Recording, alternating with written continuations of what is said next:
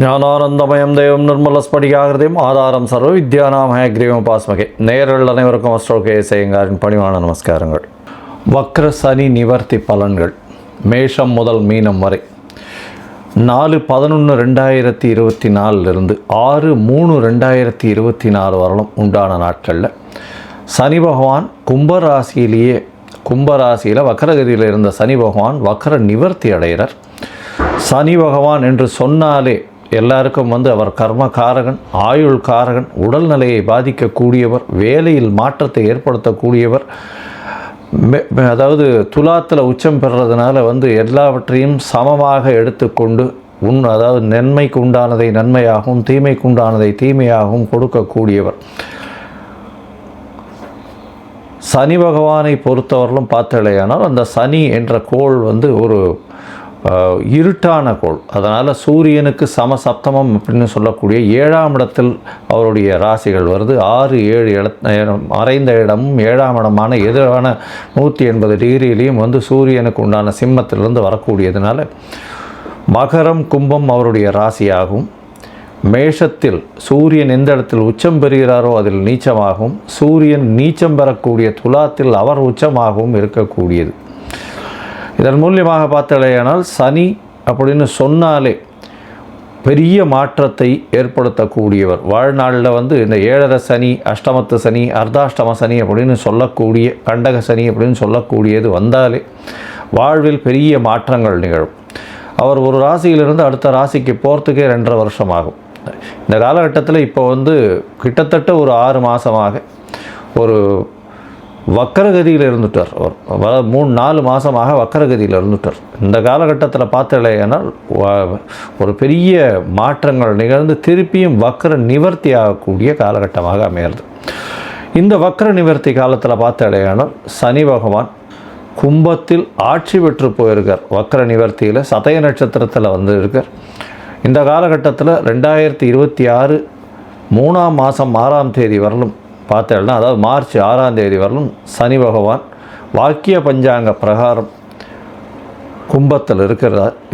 அதற்கு பிறகு அவர் மீனத்துக்கு போகிறார். இந்த காலகட்டமான இந்த 2024 நவம்பர்லேருந்து மார்ச் 2024 வரலும் பார்த்தலையானால் சனி பகவான் மாற்றத்தில், அதாவது கும்பத்தில் இருக்கும் காலகட்டத்தில் குருவின் மாற்றங்களும் அதை தவிர ராகுவின் மாற்றமும் நடைபெறுகிறது. ராகு பகவான் மாறக்கூடிய காலகட்டம் அப்படின்னு பார்த்தோம்னா 2025 4ஆம் மாதத்தில் மாறுறார். ஏப்ரலில் மே 2025 குரு பகவான் மாறுறார். அதனால் இந்த 2 பெயர்ச்சிகளையும் வைத்து சனி பகவானுடைய கும்பராசியில் இருக்கக்கூடிய சனி பகவானினுடைய வக்கர நிவர்த்தி பெயர்ச்சியை வைத்து இந்த மேஷம் முதல் மீனம் வரை இருக்கக்கூடிய ராசிகளுக்கு ஒரு ராசியாக எப்படி இருக்கும்ன்றதை பார்க்கலாம். பொதுவாகவே பார்த்தலையானால் சனி பகவான் அப்படின்றவர் ஆயுள் காரகன், கர்ம காரகன் அப்படின்னு சொல்லக்கூடியவா. எதை விதைத்தாயோ அது உங்களுக்கு வந்தே தீரும், அந்த மாதிரியான விஷயம். அதாவது what you so you will ரீப், அதாவது எதை விதைத்தாயோ அது வந்தே தீரும் அப்படின்னு சொல்லுவாள். அந்த மாதிரி தவறான விஷயங்கள் விதைத்தால் அதற்குண்டான பலனும், சரியான விஷயங்களை விதைத்தால் அதற்குண்டான பலனும் உங்களுக்கு சேரும். அதே போல் உங்களுடைய கர்மஸ்தானம்னு சொல்லக்கூடிய 10ஆம் இடத்திற்கு அதிபதி, உங்களுடைய தொழில், ஜீவனம் இதெல்லாம் சொல்லக்கூடிய ஸ்தானம். இந்த ஸ்தானத்திற்கும் அதிபதி காலபுருஷ தத்துவத்தின் பார்த்தீங்கன்னா காலபுருஷ தத்துவத்துக்கு 10-11 அதிபதி அப்படின்னு சொல்லக்கூடியவர். அதாவது மகர கும்பம்னு சொல்லக்கூடியது சனியினுடைய வீடு. அதனால் உங்களுடைய தொழிலின் மூலியமாக அடையக்கூடிய லாபத்தையும் குறிக்கக்கூடியது. தொழிலில் மாற்ற ஏற்றங்கள் இறக்கங்கள் வரக்கூடியதை சொல்லக்கூடியது. பெரிய ஏற்றமோ பெரிய இறக்கமோ வரக்கூடிய காலகட்டமாகவே வரும். பொதுவாக இந்த 7.5 சனி வந்தாலே எல்லாருக்குமே ஒரு பயம் இருக்கும். 7.5 சனியாக இருந்தாலும் சரி, அஷ்டமத்து சனியாக இருந்தாலும் சரி, அர்த்தாஷ்டம சனியாக இருந்தாலும் சரி, ஒரு பெரிய பயம் இருக்கும். ஏதாவது ஒரு பெரிய மாற்றம் வந்துருமோ அப்படின்னு. யார் ஒருவர் நேர்மையான வகையில் அவர்களுடைய வியாபாரமோ அவருடைய விஷயத்தில் இருக்கிறார்களோ அவர்களுக்கு சனி பகவான் எந்த ஒரு பிரச்சனையும் கொடுப்பதில்லை. சரி, இப்போ இந்த மாதிரி இருக்கக்கூடிய சனி பகவான் என்ன செய்வார் அப்படின்னு பார்த்தோம்னா, உடல் நலத்தில் பெரிய கேடு விளைவிப்பார். இதன் மூலியமாக உடல் நலத்தில் கேடு விளைவிக்கிறதுனால ஹாஸ்பிட்டலைசேஷன் அந்த மாதிரியான விஷயங்கள், நோய் நொடிகளில் ஆழ்த்துவார். அது தவிர வண்டி ஆக்சிடென்ட்ஸ் அந்த மாதிரியான விஷயங்கள் பண்ணுவார். அது தவிர பார்த்தாலேயானால் தேவையற்ற பதார்த்தங்கள், தேவையற்ற இந்த ஆல்கஹால் கன்சம்ஷன், அது தவிர தேவையற்ற போதைப் பொருட்களுக்கு ஆளாவது, அந்த மாதிரியான விஷயங்களை ஏற்படுத்துவார். அது தவிர மென்டல் ஸ்ட்ரெஸ் அதிகமாக கொடுப்பார், உடல் உழைப்பை அதிகமாக கொடுப்பார். அது தவிர பார்த்தாலேயானால் இந்த சனியின் வேலையின் மூலியமாக மென்டல் டிப்ரெஷன் வரும், சைக்கலாஜிக்கல் டிசார்டர்ஸ் வரும், ஒரு மனநிலை சரியாக இருக்கக்கூடியதாக இருக்காது. ஏன்னா தோல்விகளை எதிர்கொள்ள வேண்டி இருக்கும். அதனால் ரொம்ப பொறுமையாகவும் காமாகவும் இருக்க வேண்டிய கட்டாயத்தில் இருப்பீங்க. எல்லார் முன்னாடியும் அசிங்கப்படுவீங்க, அவமானப்படுவீங்க. இந்த மாதிரி விஷயத்தெல்லாம் இந்த சனி பகவான் ஏற்படுத்துவார். சரி, இந்த சனி பகவான் யார் யாருக்கு இந்த மாதிரியான விஷயங்களை ஏற்படுத்தக்கூடும் அப்படின்னு பார்த்தோம்னா, 7.5 சனி நடக்கிறவா, அதாவது உங்களுடைய ராசிக்கு 12ஆம் இடத்துல சனி பகவான் இருக்கும் பொழுதும், அதாவது மீன ராசிக்காரர்களுக்கு இப்போ 7.5 சனி ஆரம்பம். அது தவிர பார்த்தோம்னா உங்களுடைய ராசியிலேயே சனி பகவான் இருக்கும்போதும் அது ஜென்ம சனின்னு சொல்லக்கூடியது. அந்த ஜென்ம சனின்றது கும்பராசிக்காரர்களுக்கு. அது தவிர உங்களுடைய ராசிக்கு பாத சனி, அதாவது ராசிக்கு 2ஆம் இடத்தில் இருக்கும் பொழுதும் இந்த மாதிரியான ஒரு பெரிய பிரச்சனையை ஏற்படுத்துவார். அதாவது தேவையற்ற செலவுகள், உடல் நலத்தில் பின்னடைவு, அது தவிர உங்களுடைய பேச்சில் பிரச்சனைகள், குடும்பத்தில் பிரச்சனைகள், இது எல்லாத்தையும் சனி பகவான் ஏற்படுத்துவார். சரி, சனி இருக்கிறதுனால ஒரு நல்ல விஷயமும் நடக்காதா அப்படின்னு கேட்டால்னா, சனி இருப்பதனால் நல்ல விஷயங்கள் நடக்கும். எந்த ஒருத்தரும் நேர்மையாகவும் தர்மத்திற்கும் நியாயத்திற்கும் கட்டுப்பட்டு நடக்கிறார்களோ அவர்களுக்கு சனி பகவான் எந்த ஒரு பிரச்சனையும் கொடுக்காமல் அவர்களுக்கு நல்ல ஒரு ஏற்றத்தை கொடுப்பார். பொது காரியங்களில் ஈடுபட்டு அதன் மூலியமாக தனக்கென்று லாபத்தை எதிர்பார்க்காதவர்களுக்கு பெரிய ஏற்றத்தை கொடுப்பார். அப்படி பார்க்கும்பொழுது பார்த்தாலேயானால் சனி பகவான் எப்பொழுதுமே சனி உச்சம் பெற்றோ ஆட்சி பெற்றோ இருப்பவர்கள் தான் ஒரு ரெவல்யூஷனரி லீடராக வர முடியும். அந்த மாதிரியான ஒரு பொசிஷனில் பார்க்கும்பொழுது சனி ஆட்சியோ உச்சமோ இருந்து அப்படி இருக்கக்கூடிய காலகட்டத்தில் சூரியனும் நல்ல சுபத்தோடு இருந்தாரேயானால் ஆட்சியில் இருக்கக்கூடிய கட்டாயமோ மாற்றங்களோ வரும். சனி பகவானின் திசையில் தான் பொதுவாகவே எல்லாருமே ஆட்சி பீடத்தில் அமரக்கூடிய வாய்ப்புகள் நிச்சயமாக வரும். சனி பகவானோ அல்லது ராகு பகவானோ இருக்கும் பொழுது தான். அதனால் சனி எல்லாருக்கும் கொடுக்கணும்னு நினச்சாருன்னா யாருக்காக இருந்தாலும் அவரை கொடுக்கும் பொழுது யாராலையும் தடுக்க முடியாது, எந்த கிரகங்களாலும் தடுக்கவும் முடியாது. அவ்வளவு பெரிய மிகப்பெரிய உன்னதமான எல்லாவற்றையும் எடுத்து கொடுக்கக்கூடியவர் சனி பகவான். ஆனால் நேர்மையும் நியாயமும் தர்மமும் இது எல்லாத்தையும் கடைபிடிக்கக்கூடியவர்களுக்கு அது தானாகவே கொடுக்கக்கூடிய அளவுக்கு வரும். சரி, இந்த சனி பகவானுக்கு என்னென்ன பிரீத்தி பண்ணலாம் அப்படின்னு பார்த்தாலேயானால், சனி பகவான் அதாவது அஷ்டமத்து சனி இருந்தாலும் சரி, அஷ்டமத்து சனி இருந்தாலும் உடல் நலத்தை கெடுப்பார், வண்டி வாகனங்களில் ஆக்சிடெண்ட்டை உருவாக்குவார், அதனால் மறைந்து இருக்க வேண்டிய கட்டாயத்தை ஏற்படுத்துவார், திருட்டுத்தனமான விஷயங்கள் எல்லாத்தையும் பண்ணுவார், திருட்டுத்தனமான விஷயங்களில் உங்களுக்கு பொருள் வரக்கூடிய வாய்ப்புகளை கொண்டு கொடுத்து அதில் மாட்ட வைப்பார். அதாவது ஜெயில், அந்த மாதிரியான சிறைவாசம், இந்த மாதிரியான விஷயங்களுக்கு போகக்கூடிய அளவுக்கு செய்வார். உடல் நலத்தில் பிரச்சனைகளை கொடுக்கக்கூடிய வாய்ப்புகள்லாம் உண்டு இந்த அஷ்டமத்து சனியாக இருந்தால் அஷ்டம சனியில். சரி, இந்த சனி பகவான் இவ்வளவு பிரச்சனையை கொடுக்கக்கூடியவர். என்ன எளிய பரிகாரம் செய்யலாம் அப்படின்னா, முதல் பரிகாரம்னு சொல்லக்கூடியது சனி பகவானுக்கு உண்டான காயத்ரி மந்திரம். சனி பகவானின் காயத்ரி மந்திரம் நான் என்னுடைய இந்த வீடியோலேயே நடுவில் கிளிப்பிங் மாதிரி போடுறேன், பார்த்துக்கோங்க. அவருக்கு 2 காயத்ரி மந்திரம் சொல்கிறா. ஓம் சனீஸ்வராய வித்மஹே சாயாபுத்ராய தீமஹி தன்னோ சனி பிரசோதயாத்து அப்படின்னு ஒரு காயத்ரி மந்திரமும், ஓம் காகத்வஜாய வித்மஹே கட்கஹஸ்தாய தீமஹி தன்னோ சனி பிரசோதயாத்து அப்படின்னு இன்னொரு காயத்ரி மந்திரமும் 2ம் சொல்கிறா. இந்த காயத்ரி மந்திரத்தில் ஏதாவது ஒன்று, சனி காயத்ரியில் ஏதாவது ஒன்று ஒரு நாளைக்கு 8 முறை ஜபிச்சு வர்றதன் மூலியமாக சனி பகவானுடைய தொல்லைகளிலிருந்து அதாவது முடிந்த அளவுக்கு விலகக்கூடும் அப்படின்றது சொல்கிறோம். சரி, இப்போ சனி பகவானுடைய தொல்லைகளிலிருந்து வேறு என்னென்ன பரிகாரங்கள் அப்படின்னு பார்த்தாலேயானால், அருகில் இருக்கக்கூடிய அந்தணர்களுக்கோ பிராமணர்களுக்கோ உங்களால் முடிஞ்ச வேஷ்டி துண்டு, அதாவது துண்டுன்றது வஸ்திரம், அதாவது வேஷ்டி உத்திரியம், அதாவது 9 வேஷ்டியோ 16 வேஷ்டியோ அருகில் இருக்கக்கூடிய கோவிலில் இருக்கக்கூடிய குருக்களுக்கு தானமாக கொடுக்கறதன் மூலியமாகும். எண்ணெய், நல்லெண்ணெய், செக்கெண்ணெய் கோவிலில் விளக்கேற்றுறதுக்கு கொடுக்கறது மூலியமாகும். ஒரு பாத்திரத்தில், அதாவது புதிய பாத்திரத்தில் எண்ணெய் போட்டு, நல்லெண்ணெயை போட்டு, அதாவது செக்கெண்ணெயை போட்டு அங்கே இருக்கக்கூடிய குருக்களுக்கு தானமாக கொடுக்கறதன் மூலியமாகவும், கீழ்த்தட்டு மக்கள், அதாவது இந்த தூய்மை பணி செய்கிறவர்களுக்கு உங்களால் முடிஞ்ச தோல் சம்பந்தப்பட்ட இல்லைன்னா இரும்பு சம்பந்தப்பட்ட விஷயங்கள் வாங்கி கொடுக்கறதன் மூலியமாகவும், இதை தவிர பார்த்தாலேனால் கருப்பு கொடை தானம் செய்கிறதன் மூலியமாக, அதை தவிர தடி தானம் செய்கிறதன் மூலியமாக, தடின்னா அந்த வயசானவங்க ஊனின்னு போகக்கூடிய தடி தானம் செய்கிறதன் மூலியமாகவும் சனி பகவானுக்கு ஏற்ற பரிகாரமாக சொல்லப்படுறது. அதை தவிர எள்ளு உருண்டை தானம் செய்கிறது, காக்காய்க்கு சாதம் வைக்கிறது, அதை தவிர எள்ளு விஷயமான எண்ணெய் எடுத்து அது தானம் கொடுக்கறது. அதை தவிர பார்த்தாலேனால் இந்த சனி பகவானுக்கு இரும்பு மிகவும் முக்கியமானது. அதனால் இந்த உடல் உழைப்பு செய்பவர்களுக்கு இரும்பு தானம் கொடுக்கறதன் மூலியமாக சனி பகவானுக்கு சொல்லக்கூடிய பிரீத்தியாக சொல்லப்படுறது. சரி, இப்போது மேஷம் முதல் மீனம் வரை இந்த சனி வக்ர நிவர்த்தி இந்த ஒரு 1.25 வருஷம், அதாவது 488 நாள் எப்படி இருக்குது அப்படின்றதை இந்த குரு பயிற்சியையும் ராகு கேத்துவினுடைய பயிற்சியையும் வைத்து எப்படி இருக்குன்றதை ஒன்றொன்னா வருஷப்படுத்தி பார்க்கலாம்.